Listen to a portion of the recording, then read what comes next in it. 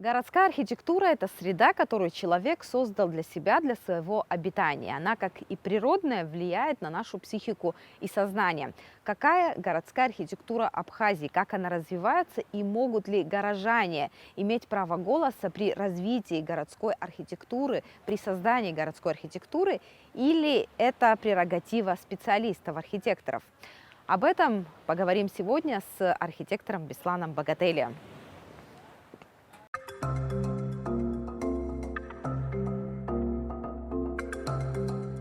Итак, Беслан, поговорим сегодня. Ну, во-первых, спасибо, что согласились, нашли время пообщаться. Поговорим о городской архитектуре, не только Сухума, но и вообще все, что происходит сейчас в Абхазии. Как вы оцениваете процессы, которые сейчас в архитектуре происходят? Что вы наблюдаете вот со стороны? Ну, вообще из городов Абхазии я вижу развитие в Гагре, в первую очередь. Там самое такое интенсивное развитие. Ну и в Сухуми, конечно же, там в столице. Развитие есть, новые строения, какие-то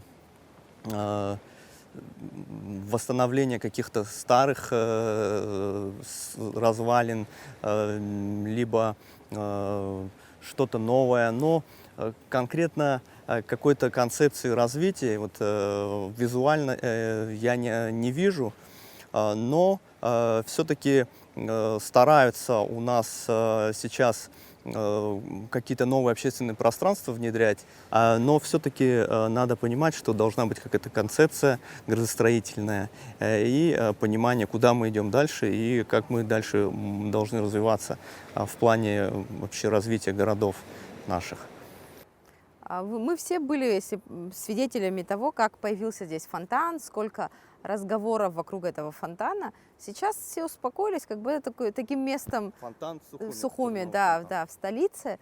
Но вот мне бы хотелось поговорить о том, имеют ли горожане право голоса, должны ли они быть участниками создания вот этой среды, иметь право голоса, потому что не все специалисты, да, не все понимают в этом. Вкусовщина это не должна относиться к архитектуре, потому что среда архитектурная, она как бы для всех. Если вы выбираете для себя, какую музыку слушать, то вы не заставляете как бы слушать ее окружающим, либо если вы для себя делаете интерьер у себя в квартире, в доме, вы делаете его для себя, как вам комфортно, как вам хочется обустраивать свое жилье.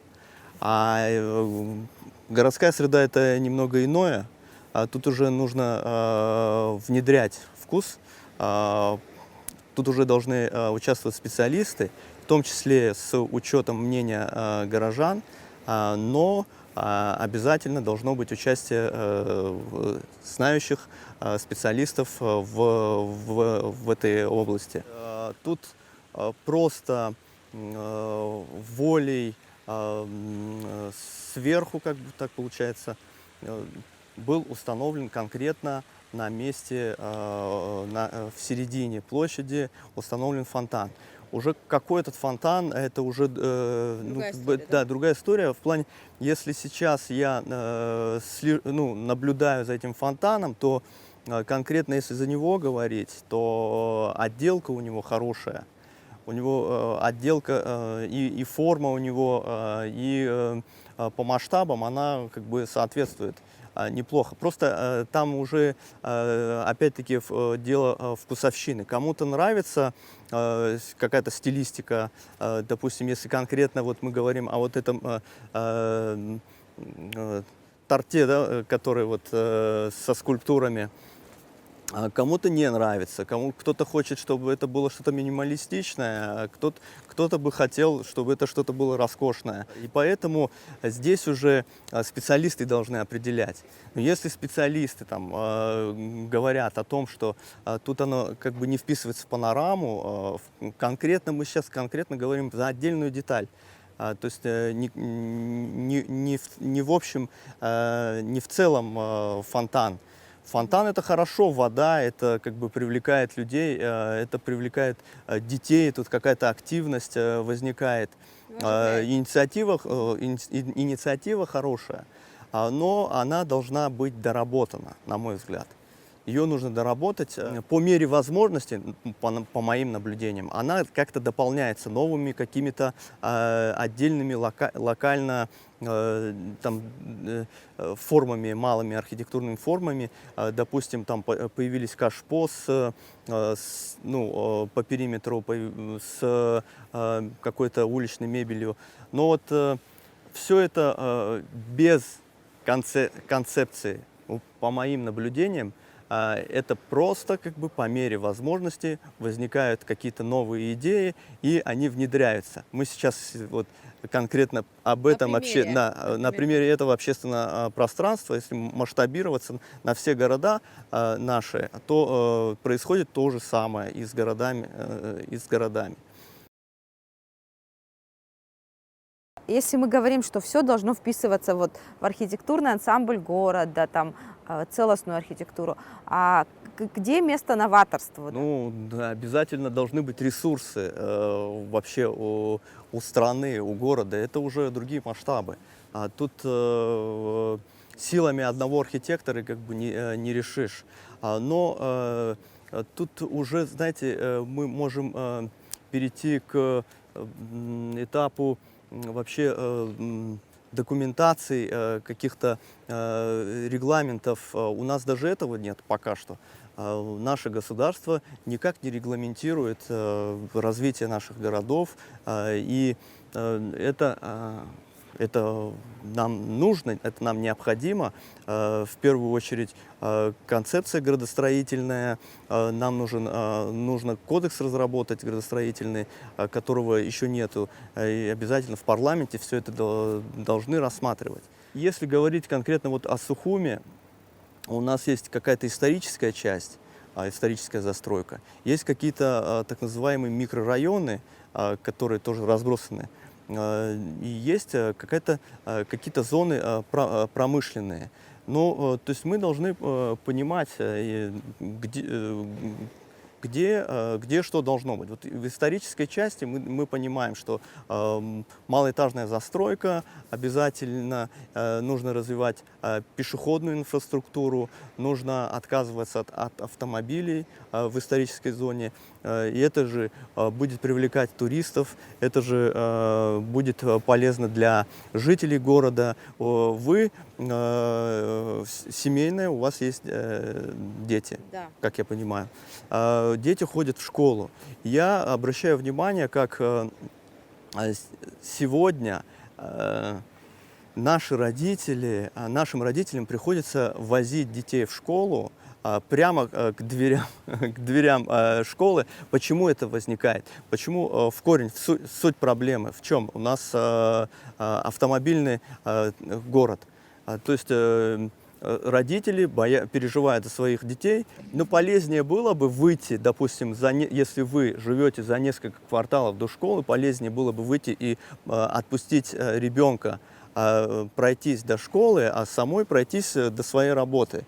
Если у нас в пределах, там, радиус, в разумных пределах, а в центре города это так, практически там несколько кварталов, и вы на работе, там пара кварталов, и ваш ребенок в школе находится. Но вы переживаете, что по дороге как бы ему приходится переходить какие-то перекрестки. Центр города должен быть максимально пешеходным. Центр города зоной. должен быть пешеходный. Наш центр города, он квартальный. Если это квартальная застройка, то конкретно несколько улиц закрывать от машин, локально выделять места для парковок, и плюс парковки должны быть платные в центре города обязательно. Потому что в центре города земля дорогая, мы должны это понимать. Вы оставляете машину утром, и она стоит у вас до вечера, она занимает место. На этом месте могло быть что-то полезное, но как бы ваша старая машина стоит целыми днями на одном месте, да, и занимает место. Парковка должна быть платной. Если она будет платной, машин будет намного меньше в городе. И плюс нужно перекрывать дороги прямо в центре города, делать их пешеходными обязательно, ну и развивать велоинфраструктуру, как бы, это уже следующим этапом для наших городов, таких как Сухум, это обязательно. Ну, пока что мы смотрим на это как-то настороженно. Велоинфраструктура для Сухума, это как бы звучит немножко странно для сегодняшнего жителя, но мир быстро меняется.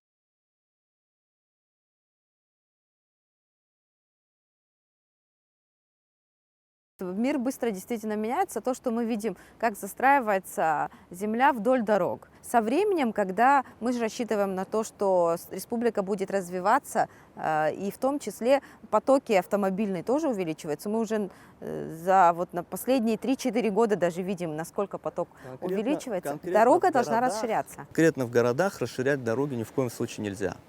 В городах нужно сужать дороги. Да, в городах нужно дороги сужать, нужны обязательно объездные. Если вы хотите из границы доехать до Очимчиры, нужно объезжать Сухум.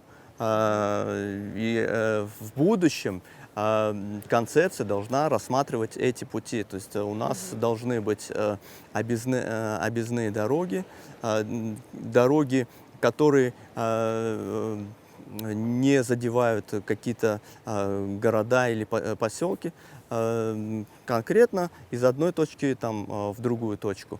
И внутри городов сужать проезжие части, платные парковки, пешеходные зоны, узкие дороги. Проблемы сразу Разгрузить дороги как? Проблемы решатся. Проблемы решатся. Есть масса примеров западного мира, скажем, европейских стран, таких как Нидерланды. Они полностью отказались, города их, исторические части полностью отказались от автомобилей, и у них все замечательно. Но если мы говорим конкретно о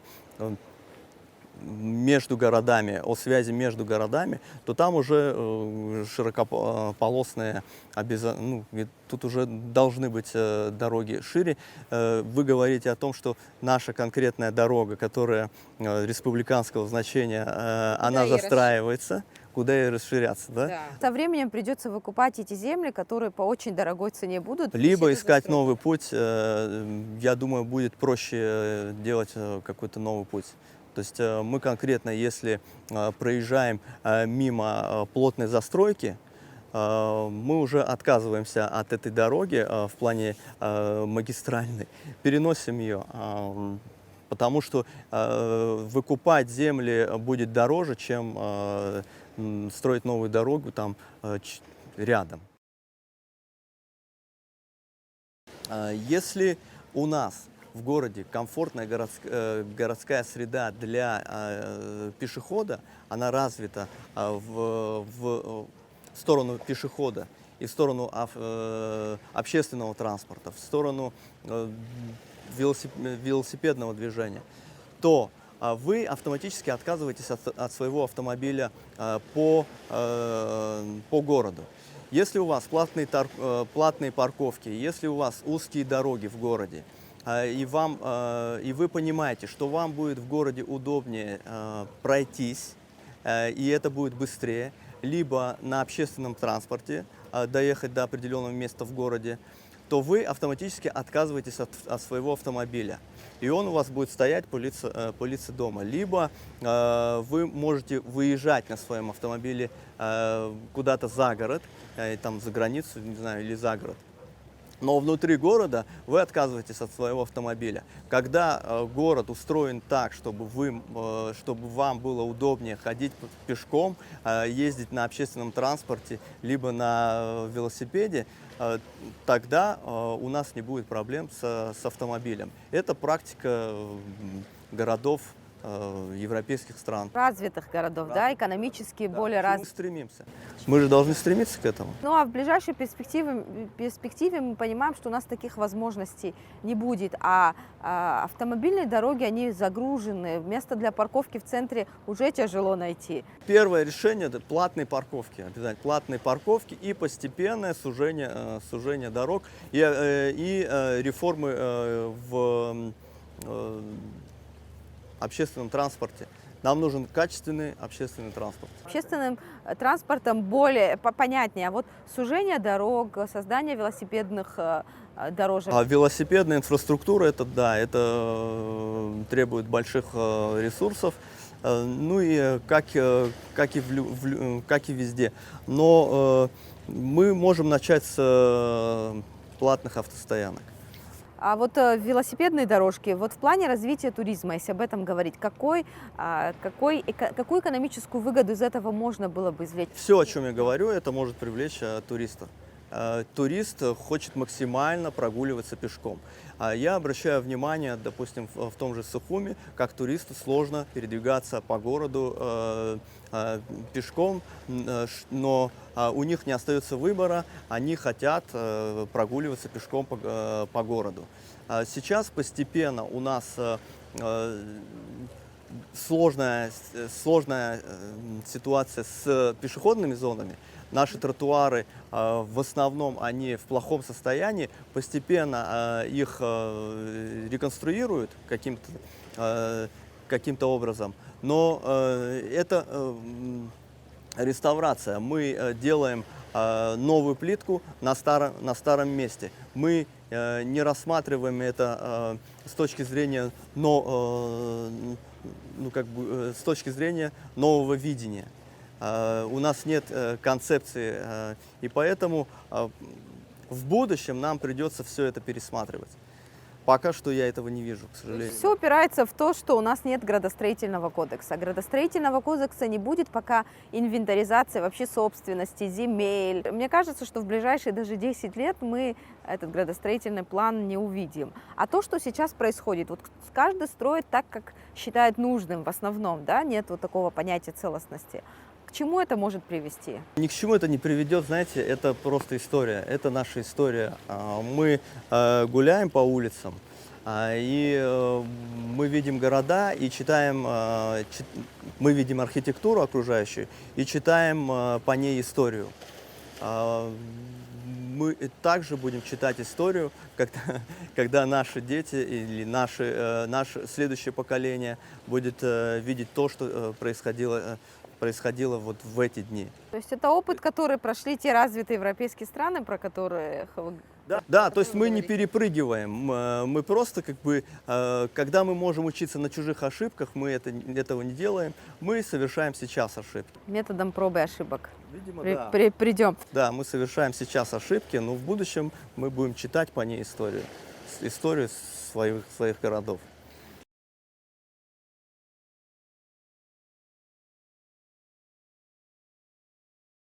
Архитектурные критики говорят о том, что город – это пространство различных политических, национальных, социальных меньшинств, и разнообразие – это важное условие жизни в большом городе. Абхазия и Сухум, в частности, они отличались наличием таких разнообразия национальных меньшинств.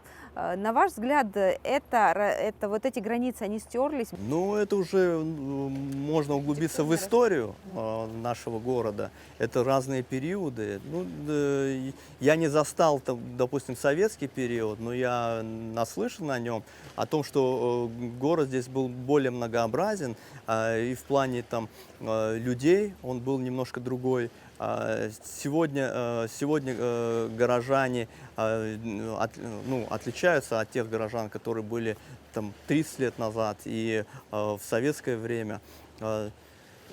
Я, по моим наблюдениям, могу сказать, что мы можем также на какие-то зоны разделить город и его сегодняшнее развитие. Вот есть архитектура и жители, которые в этой среде развиваются, они видят одно.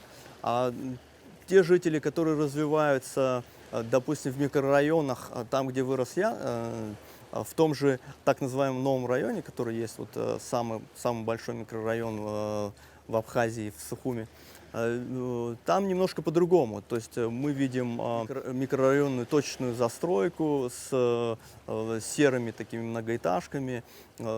По сути, никаких там особых мест для того, чтобы развивался твой кругозор, такого нету. И, знаете, человек, который развивается даже вот в рамках нашего города, в микрорайоне, и тот, кто развивается в старой части города, они немножко визуально могут по-другому воспринимать мир. Это вот такой микроклимат. Поэтому нужно развивать среду, в которой ты растешь, в которой растут твои дети и новое поколение. Среда формирует вкус и восприятие мира. Да, среда формирует человека. Сейчас, как мне кажется, многие все-таки понимают, насколько это важно, даже сами не разбираясь, они обращаются к специалистам, даже в вопросах ремонта. И согласны вы со мной с тем, что все-таки люди стали понимать, осознавать, какое значение имеет вот эта среда? Да, безусловно, я соглашусь с тем, что со временем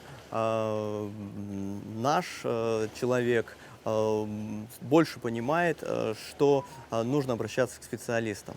Если конкретно есть участок в конкретном месте, в конкретном городе, и заказчик, допустим, тот владелец этого участка хочет какое-то развитие, то есть все чаще он начинает обращаться к специалистам.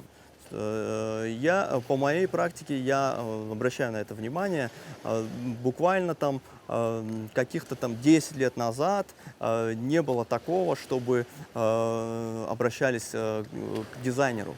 То есть очень богатые люди, и это были единичные какие-то случаи. Ну да, то есть это всегда, знаете, было сопровождалось с тем, что если я обращаюсь к кому-то, то есть зачем мне тратиться на архитектора, зачем мне тратиться на дизайнера, если я могу сделать сам, я знаю, как это делать. Сейчас уже люди понимают, что если ты обращаешься к архитектору, то он тебе может устроить так, что ты будешь понимать, сколько тебе ресурсов для этого нужно, необходимо. Он тебе поможет, он тебя выведет на правильный путь, и то есть это будет твой друг, он делает для тебя. Поэтому постепенно наши люди это начинают понимать. И у нас появляются в городе новые локации с хорошей архитектурой, чего ранее, буквально там, не знаю, лет 20 тому назад практически не было такого. Спасибо большое, Беслан, что нашли время. Спасибо. Спасибо вам.